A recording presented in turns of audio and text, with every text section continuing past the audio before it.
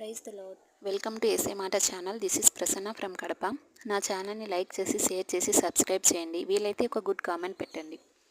ఈరోజు అంశం ఏంటంటే దేవుడు ఆయన ఉన్నారా అనే అంశం గురించి మాట్లాడుకుందామండి. లాజిక్గా చెప్పాలంటే ఉన్నాడని చెప్పాలి. మిమ్మల్ని ఎవరైనా క్వశ్చన్ చేసినా కూడా దేవుడు ఆయన ఉన్నారని 100%కి 100% చెప్పచ్చు. ఏ విధంగా చెప్పగలమంటే, ఇంత పెద్ద సృష్టిని చూస్తేనే మనకు అర్థమవుతుంది. ఒక చిన్న మానవుడు ఇంత పెద్ద సృష్టిని తయారు చేయలేడు కదండి. ఒక వస్తువు తీసుకున్నా లేదా ఒక బిల్డింగ్ తీసుకున్నా దాని వెనకాల ఒక బిల్డర్ అని ఆయన ఉన్నారు. లేదా వస్తువులు తీసుకుంటే వాటి వెనకాల కంపెనీస్ ఉంటాయి తయారు చేసినవి. ఆ విధంగా ఇంత పెద్ద సృష్టి ఉందంటే దాని వెనకాల సర్వశక్తిమైనటువంటి దేవుడు ఉన్నాడని మనకు అర్థం అవ్వాలి. అది మనం ఎక్కడ చూడగలమంటే పరిశుద్ధమైన గ్రంథం వాళ్ళలోనే బెస్ట్ గ్రంథమైనటువంటి పరిశుద్ధమైన గ్రంథము ఆదికాండ మొదటి అధ్యాయము మొదటి కొన్ని వచనములలో దేవుడు తన నోటి మాట చేత సర్వ సృష్టిని సృష్టించాడని ఉందండి.